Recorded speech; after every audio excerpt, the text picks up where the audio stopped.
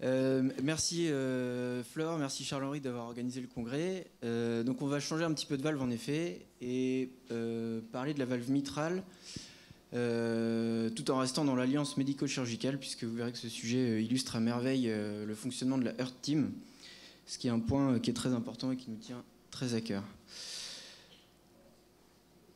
Alors, l'évolution des techniques a bouleversé la prise en charge des valvulopathies depuis une dizaine d'années. Le TAVI a connu une expansion fulgurante et aujourd'hui une technique clé dans la prise en charge de la sténose valvulaire aortique. Et ça a véritablement bouleversé un petit peu ce qui se passe dans les salles d'opération. On est passé des théâtres opératoires avec le public, etc., même si ça arrive encore sur certaines plasties aortiques, évidemment, vers des salles hybrides où la place de l'imagerie est renforcée. Je parle plus dans le micro. Et donc l'imagerie, la cardiologie interventionnelle, l'angioplastie, tout ce qui est l'endovasculaire s'associe à la chirurgie ouverte pour des techniques toujours plus modernes et toujours plus efficaces. Alors en ce qui concerne la valve mitrale, le parallèle est très intéressant puisque la chirurgie a toujours à cœur de réparer avant de remplacer. On a également cette possibilité et cette réflexion avec les techniques percutanées. Aujourd'hui, depuis une dizaine d'années environ, le MitraClip a déjà sa place dans la prise en charge des valvulopathies mitrales en percutané. Qu'en est-il de la réparation valvulaire? Et je vous propose d'embarquer avec Igor et Grishka vers le temps X pour voir ce qui nous attend dans les prochaines années. Alors, c'était ma conclusion. Donc les valves mitrales percutanées, vous voyez qu'il y a énormément de dispositifs qui ont été proposés, qui ont été inventés. C'était vraiment une foire d'inventeurs qui s'appuyait sur l'évolution de la valve aortique et ils ont imaginé un nombre incalculable de techniques pour remplacer la valve mitrale de façon percutanée. Cette slide, elle a quelques années maintenant. Évidemment, énormément de dispositifs ont été abandonnés, modifiés. Donc cette effervescence a évidemment sélectionné les meilleurs devices. Et aujourd'hui, on va se concentrer sur une prothèse qui s'appelle la valve Tendyne. Alors pourquoi est-ce qu'on va parler de cette valve? Premièrement, parce que c'est la seule valve mitrale percutanée qui a le marquage CE. Donc on peut implanter de façon réglementaire en Europe. Et puis c'est celle qui bénéficie du plus de recul et d'expérience, en France notamment. Et puis à Nantes, on a démarré un programme avec 2 implantations à la fin de l'année dernière, avec des bons résultats. Donc c'est de cette prothèse-là qu'on va le plus parler. Alors comment elle est constituée cette prothèse? Elle a une forme un petit peu particulière. Ce qu'il faut bien comprendre, c'est qu'implanter une valve mitrale sans véritable suture chirurgicale, c'est un challenge, plus que sur la valve aortique. Parce que la valve aortique, elle a un anneau qui est fibreux, volontiers calcifié, donc il est facile d'impacter une valve à cet endroit-là, qui tiendra en place avec les calcifications. D'autre part, la valve aortique est ouverte pendant la systole ventriculaire, la valve mitrale est fermée, donc les contraintes sont très différentes sur une valve mitrale. Alors vous voyez que cette valve, elle tient par un tendon et une amarre. Elle est ancrée à la pointe du ventricule gauche de façon à ne pas migrer vers l'oreillette gauche lors de la systole ventriculaire. Par ailleurs, elle est assez conventionnelle, du péricarde biologique pour fabriquer les feuillets et puis un stent nitinol qui est assez commun dans ce genre de device. Alors, quand on en vient à parler de ces prothèses, on reviendra un petit peu sur les indications après. Le screening est une phase importante, donc on va évidemment se baser sur l'échographie qui est très importante avant de discuter ces patients-là en staff médico-chirurgical. Donc toutes les images d'échographie ont été réalisées par Mathias, que je remercie pour son expertise, la qualité de ses images et sa capacité à travailler en équipe qui est particulièrement appréciable. Donc l'échographie nous permettra d'avancer et quand on partira vers l'idée de la réalisation d'un Tendyne, on réalisera un scanner qui est l'étape de faisabilité. On analyse énormément de choses sur le scanner, notamment les paramètres anatomiques de la valve mitrale, les diamètres trigone à trigone, les diamètres antéro-postérieurs, puisqu'il existe 14 tailles de prothèses Tendyne. Donc il faut vraiment qu'on trouve la bonne pour l'anatomie du patient. Donc le Core Lab qui est du laboratoire analyse le scanner, va réaliser ces montages pour essayer de voir un petit peu quelle place va prendre la prothèse à l'intérieur du cœur, à l'intérieur du VG, puisque vous voyez qu'elle est quand même assez encombrante cette valve. Et on va notamment regarder le diamètre, la largeur laissée pour la chambre de chasse par cette prothèse, puisque même si on remplace la valve mitrale mais qu'il n'y a plus de chambre de chasse, c'est pas du tout intéressant. Voilà, les projections 3D, donc on se rend bien compte de la taille de la prothèse. Vous voyez ici que notre patient, c'était le deuxième, avait un TAVI en place, ce qui n'est pas une contre-indication. Et puis vous voyez qu'on essaie de trouver la projection apicale du point d'ancrage du tendon de la valve, qui sera mesuré par rapport à l'apex du ventricule gauche. Donc on a ces reconstructions 3D du thorax. Donc vous voyez en rouge sur cette slide ici le trou apex, le vrai apex du ventricule gauche, et puis en vert le point de ponction idéal pour rentrer dans le ventricule gauche lors de l'abord apical, et qui sera le point de fixation du tendon pour que la prothèse fonctionne le mieux possible. On prend également des repères d'angulation en hauteur, en latéralité, de façon à pouvoir avoir un axe direct et simple vers l'anneau mitral. Dans les indications, la Tendyne n'est pas validée dans les anneaux calcifiés de façon sévère, donc cette classification des calcifications permet de standardiser un petit peu les choses, et donc on va définir le statut mild, moderate ou sévère des calcifications mitrales de notre patient. Donc aujourd'hui, les calcifications mitrales sévères sont off-label. Donc vous voyez que d'abord, l'évaluation scanographique est vraiment une étape importante. Donc on réalise cette intervention par un abord apical, c'est un abord qu'on connaît bien pour de multiples raisons en chirurgie. On fait une incision entre les côtes du côté gauche afin d'aborder la pointe du cœur qu'on va exposer à l'aide d'un écarteur souple, un Alexis, qui permet de ne pas travailler les côtes et de limiter les douleurs post-opératoires. La radio de thorax après, on voit la silhouette cardiaque de ce patient évidemment qui est un petit peu élargie. Néanmoins, il n'y a pas de problème au niveau du parenchyme pulmonaire. On pourrait se permettre, une fois l'air aspiré par le drain, de le retirer dès le J0 post-opératoire. Alors une petite vidéo rapidement, si on peut la lancer s'il vous plaît. Donc c'est une vidéo d'1 minute, c'est la vidéo commerciale qui est la meilleure pour comprendre un petit peu comment se déroule la procédure. Donc ça se réalise au bloc opératoire en chirurgie cardiaque avec la présence de toute la Heart Team. Ça veut dire des anesthésistes qui sont formés à ces procédures, des échocardiographistes, donc Mathias qui a une expertise et qui a bénéficié de toute la formation avec nous à l'avance, et puis cardiologue interventionnel et chirurgien. Donc on va ponctionner l'apex du cœur, franchir la valve mitrale à l'aide d'un ballon de façon à être sûr qu'il n'y ait pas le guide qui se prenne dans les cordages.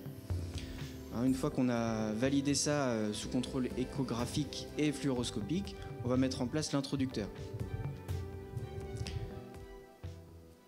Voilà, là encore sous le regard attentif de Mathias à l'échographie, on place cet introducteur qu'on va très facilement avancer, reculer et centrer dans l'orifice mitral avant d'aller déployer cette collerette dans l'oreillette gauche qui vient s'appuyer.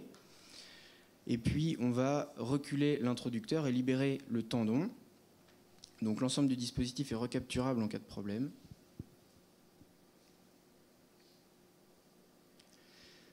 Une fois qu'on a validé le positionnement et le contrôle des feuillets valvulaires et du stent, on va déployer le tendon qu'on vient récupérer à l'extérieur du cœur, et un petit pad vient s'appliquer sur la pointe du ventricule gauche, ce qui d'une part favorise l'étanchéité de la bourse chirurgicale et permet d'appliquer avec de nombreuses mesures une tension précise sur la valve afin d'avoir le meilleur résultat possible. Voilà les images après le largage. Donc on a une vision auriculaire en 3D qui nous permet de bien voir le stent, vous voyez, qui est volumineux dans l'oreillette gauche mais qui prend bien sa place. Et puis la coupe X-plan qui permet de voir la valve dans les deux axes. Donc on regarde sur cette coupe, si le tendon n'est pas assez tendu, on va avoir la prothèse qui va sauter un petit peu à chaque systole. Si le tendon est trop tendu, on va avoir le stent qui s'écrase un petit peu avec une prothèse qui est tractée vers le ventricule gauche. Alors en ce qui concerne les résultats, une première étude sur les 100 premiers patients. Ce qui est intéressant, donc c'était 100 patients multicentriques, internationaux et prospectifs. Les critères d'inclusion, c'est des patients qui sont très symptomatiques en rapport avec une fuite mitrale très sévère, qui étaient contre-indiqués ou à très haut risque chirurgical. Les critères d'exclusion sont classiques en chirurgie de la valve mitrale, une fraction d'éjection altérée à moins de 30%, ventricule gauche très dilaté ou des calcifications annulaires majeures. Ce qui est intéressant de voir, c'est que les patients, ils ont 75 ans en moyenne, ils sont très comorbides, ils sont très symptomatiques et ils ont des insuffisances mitrales qui sont primaires ou secondaires. Dans ce groupe-là, il y a les deux étiologies qui sont mélangées. Ils ont une fraction d'éjection altérée autour de 45%. En ce qui concerne les résultats, 96% de succès de procédure. On s'approche des taux de succès en TAVI entre 95 et 100%, donc c'est une procédure qui est reproductible. Dans 99% des cas, il n'existe aucune fuite mitrale résiduelle. Et puis vous voyez le taux de complications apicales avec des saignements majeurs de l'ordre de 1%. là encore, on s'approche on est même comparable à des séries de TAVI en ce qui concerne les complications des abords. Une durée de séjour de 11 jours en moyenne chez ces patients qui sont des patients insuffisants cardiaques, qui n'ont rien à voir avec une population de TAVI. Donc c'est aussi un point intéressant. Et en ce qui concerne la fuite mitrale, c'est bien exposé sur le graphique. Il n'y a plus de fuite mitrale après l'intervention. Une étude un petit peu plus récente, Tender, un registre européen sur les prothèses mitrales. Alors là, ils sont allés un petit peu plus loin, ils nous exposent les contre-indications au MitraClip, soit des feuillets un petit peu courts, un petit peu restrictifs, une grande valve mitrale qui est un petit peu petite, ou des feuillets qui sont particulièrement fins. Là encore, dans cette population-là, plus de 95% de succès de procédure, 96% des patients n'avaient plus aucune fuite mitrale en sortie du bloc opératoire, des complications apicales qui sont très modérées, et puis, un point intéressant, une durée moyenne de procédure qui dure 2 heures, comprenant l'abord chirurgical, l'ouverture, la fermeture et le contrôle du point de ponction apicale, ce qui témoigne de faibles doses de rayons, de faibles doses, voire pas du tout de produits de contraste. Donc on est sur une procédure qui est pour les équipes et pour les patients peu irradiante. Donc dans ce registre-là, ils avaient pris des patients off-label, c'est surtout des patients qui ont des anneaux mitrales plus calcifiés. Le statut fonctionnel NYHA a été amélioré et la fuite mitrale avait disparu. Un mot sur les anneaux mitraux calcifiés. Donc il y a certaines séries, ça commence aux États-Unis, c'est off-label. C'est pour ça que pour l'instant, on n'a pas accès à ces technologies-là pour les anneaux mitraux calcifiés en France, même si c'est des perspectives qui sont extrêmement intéressantes parce que ces patients en chirurgie sont très difficiles à soigner. Donc on n'avait pas de résultats très différents. C'est seulement 20 patients, c'est des petites séries, c'est le début. Il n'y avait pas de problème avec le fonctionnement de la prothèse, dans le suivi non plus, à 30 jours en tout cas, avec des mortalités qui sont acceptables. Les indications, alors depuis 2017 et les recommandations de l'ESC, est apparue dans les insuffisances mitrales primaires ou des insuffisances mitrales secondaires, les réparations edge-to-edge, donc le MitraClip en percutané, avec des grades de recommandation qui sont alors assez faibles, même si là, dans les recommandations un petit peu plus récentes, ça s'est renforcé. Ces patients-là sont tout à fait éligibles au Tendyne, en fonction des contre-indications anatomiques ou non, au MitraClip. On a 2 techniques qui sont plus que concurrentes, je dirais complémentaires, et il y a vraiment une bonne technique pour chaque patient. C'est ça qui est intéressant avec tous ces outils percutanés. Un mot pour la prothèse iLife, puisque c'est une autre prothèse que la Heart Team de Nantes a appréhendée. On a fait des essais chez l'animal, pas d'expérience clinique directe pour le moment. On avait fait ces essais sur l'animal par voie apicale. Aujourd'hui, la technique a un petit peu changé. Elle peut s'implanter par voie transseptale. Il faudra que la voie transseptale montre sa supériorité par rapport à la voie apicale, puisqu'on voit qu'on n'a pas beaucoup de comorbidité liée à l'abord apical qui est facile et reproductible. En conclusion, même si les frères Bogdanov sont toujours aussi jeunes, ils ont récemment craché leur vaisseau spatial et l'avenir n'est pas forcément si lointain que ça. Les lignes bougent assez vite dans ce qui est de la chirurgie valvulaire percutanée. Et donc aujourd'hui, il faut considérer ça pour vos malades. Merci de votre attention.